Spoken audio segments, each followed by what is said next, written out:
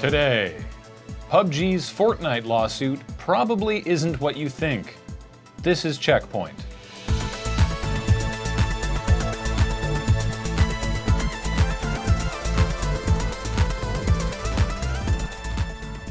Well, hello, and welcome to CheckPoint, where this week we're just starting to come out of the video game news equivalent of a Thanksgiving dinner food coma.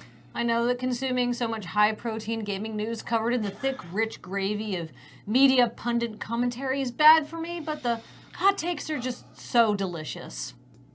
Steam, the anything-goes online marketplace where people can hunt for new games in a dense and feculent quagmire of designed-to-be offensive asset flips, has finally determined why its platform keeps filling up with hot garbage. Achievement spam games. According to Valve, fake games were inflating achievement and game counts for users to display on their profiles, and those fake games confuse our algorithms. Now games that trigger the algorithm for Steam's low confidence metric will only be able to have 100 achievements, and those meaningless trophies won't be displayed in a user's achievement showcase or global Chivo count, and all of that will be clearly stated on the game's Steam store page.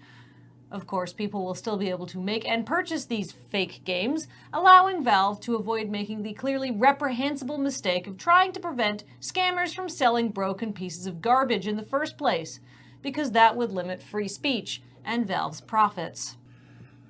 Alrighty folks, settle in for another classic CheckPoint plea for nuance on the internet. Let's talk about PlayerUnknown's Battlegrounds versus Fortnite, and Bluehole's lawsuit against Epic Games. Apologies to fans of our various nicknames for No-Name Avatar's ongoing massacre, but I've just said PUBG like 85 times in this story, and it would just be distracting. So yes, Bluehole has filed an injunction alleging copyright infringement against Epic Games to determine if Fortnite copied anything from PlayerUnknown's Battlegrounds. This lawsuit is between Bluehole and Epic Games Korea, and it was filed in Korea. Now, I don't know what that means, because I am not a lawyer, certainly not one trained in the Korean legal system, nor is anyone who has written a story on this, because every article online, from Kotaku to Newsweek to Waypoint, references the same article by Junji Hai from the Korea Times, and all that article says is that the suit was filed in January. That's what everyone is working from. So the narrative that is spread online is a simple one. PUBG is suing Fortnite because they think they own the Battle Royale genre. And that's not remotely true. There are many Battle Royale games, some preceding the runaway success of PUBG, and PlayerUnknown himself, Brendan Green, even said that he hopes we see more people bringing their own take on the genre. This isn't like when King tried to trademark the word saga. I stress again, this is not about PUBG Corp thinking they own Battle Royales.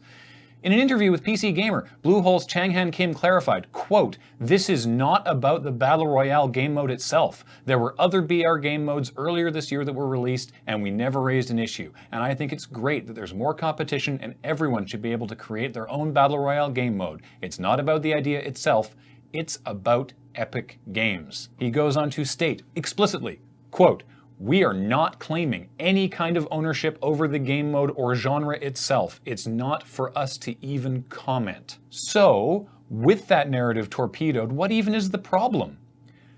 PUBG is built on Unreal Engine 4, developed by Epic Games, who also make Fortnite. During the development of PUBG, Bluehole worked closely with Epic to enact their ideas in the engine. It is, of course, in Epic's best interest to help their licensees, because licensing Unreal Engine operates on a royalty model. In PUBG's case, Bluehole probably also paid Epic a larger upfront sum for a lower royalty rate, but that's speculation. What we do know is Epic used its resources and the asset it had around from the existing game Fortnite that never really found the audience they wanted, and were able to knock out a Battle Royale mode before PUBG was even out of early access. They specifically mentioned PUBG in their announcement trailer and cited it as a huge inspiration for Fortnite BR. And taking inspiration from a successful game is fine, but it gets very muddy when you were working with the developers of that game in what they thought was good faith, only to turn around and make your own version before theirs is even finished. Because that's what Bluehole is alleging, that Epic used their knowledge and resources to do a really crappy thing. At least crappy as far as Bluehole is concerned, and I'm inclined to agree. But is being crappy legally actionable? The state of the world tells us that it's not, but that doesn't mean there won't be something to Bluehole's claims. And certainly, Fortnite looks nothing like PUBG from an art direction standpoint, and they've done much to differentiate themselves in the months since then. But when Fortnite BR launched, it essentially looked like a cartoonish PUBG ripoff. Since both games use the Unreal 4 engine, many UI elements were the same, and of course the overall 100 people on an island, drop from an airship, territory exclusion gameplay was very on the nose. It's also awkward for Epic in terms of licensing their engine to potential new clients. Why would someone trust working with Epic when there's now a very, like an example of a real possibility that if your game is a good enough idea, Epic won't just use your concepts with their much bigger marketing footprint. Changhan Kim's concern going forward is they want to work with the people with whom they are, or the people to whom they are paying engine license royalties to develop ways to improve how Unreal Engine handles Battle Royale gaming going forward. And he's worried that Epic will just use their shared knowledge and get it out the door first. Potentially, they could even withhold knowledge from Bluehole. We've mentioned it before, but this reminds us of Spryfox and their successful lawsuit against LOL apps over the game Yeti Town and its similarities to Spryfox's own Triple Town. What tipped the scales here was not that Yeti Town was a clear ripoff, and not that the mechanics were the same. It was that LOL Apps had met with Spryfox, pursued a publishing deal for Triple Town, then backed out, made their own version, and released that instead. Will that precedent have any bearing on this lawsuit? Probably not, because again, this lawsuit is happening in Korea, and despite the breathless hot takes and jokes about this case, we know essentially nothing about it, except that it's not about the Battle Royale genre. So wait, you say, if Bluehole doesn't care about other BR games, then why are they suing NetEase over the mobile games Knives Out and Rules of Survival? Well, hypothetical person, I'm glad you asked. This is a much more cut and dried case of consumer confusion. Anyone can look at these games side by side with PUBG and go, oh wow, that's a really obvious PUBG clone. The art direction, guns, map, environments, gameplay, it's all precision tuned to look and play as much like PUBG as possible. Which might be technically legal, unless NetEase was trying to promote these games in such a way as to cause consumer confusion, which Bluehole alleges they did, tricking customers into thinking these were official PUBG mobile games, to the extent they used references to chicken dinner in the marketing and saw no problem promoting it casually as, you know, like PUBG Mobile. People had a hilarious time leafing through the 154-page document laughing at how silly it is that Bluehole thinks they have domain over using a Tommy gun, or more amusingly, a frying pan.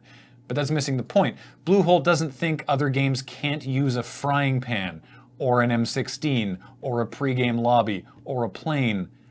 But when you're using all of those things, and every other thing on these 154 pages, and the games look the same, and you're actively trying to be the game you're ripping off, that's potentially actionable. And there's precedent here too. See, this lawsuit was filed in the US, and in 2012, a US court ruled that iPhone game Mino infringed on the copyright of Tetris. Sure, there are other games that use the basic Tetris setup, like Dr. Mario, but this one was clearly just a ripoff.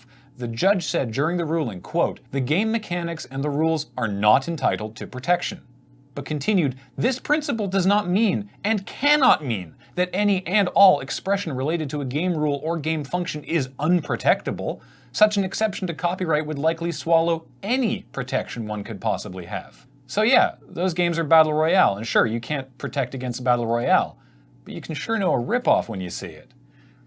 Additionally though, remember, the actual PUBG mobile game is being published by Chinese megacorp Tencent. And let's not pretend they wouldn't love to have this win over NetEase, a competing Chinese megacorp. Of course, Tencent also owns 40% of Epic Games. So maybe none of this matters.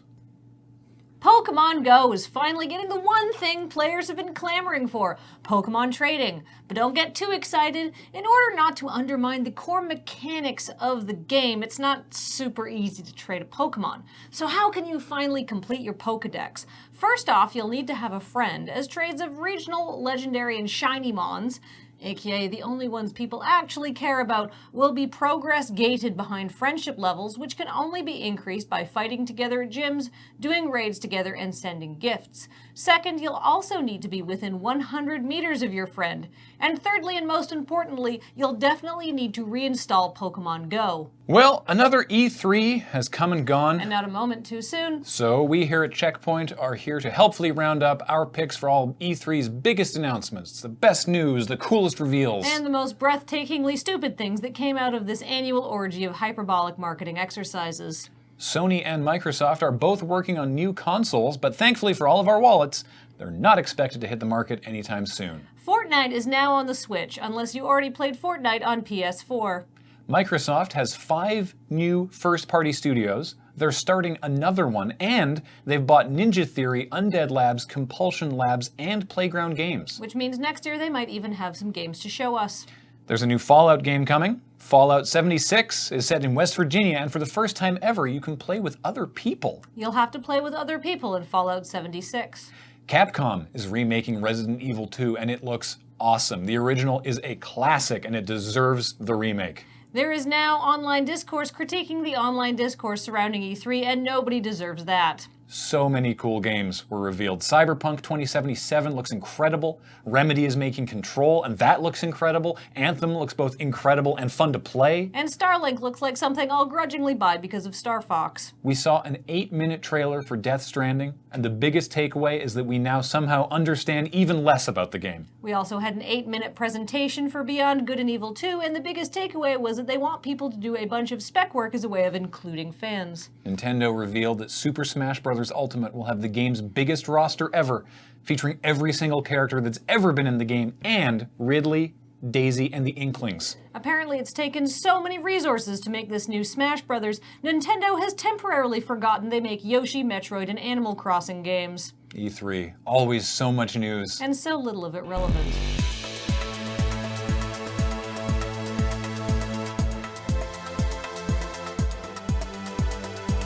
Coming up, Naughty Dog used Mocap technology to animate the tender kiss in the Last of Us E3 trailer, but due to how facial capture cameras actually work, the actresses couldn't kiss to do the scene. They had to pretend to kiss the air while still in a tender embrace a few inches away from each other's faces.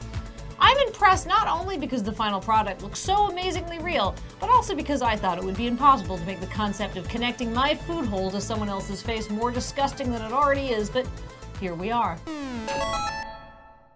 They were like this with like the mocap cameras and just going like, I mean, which is like I don't think kissing is disgusting, but I don't want to do that.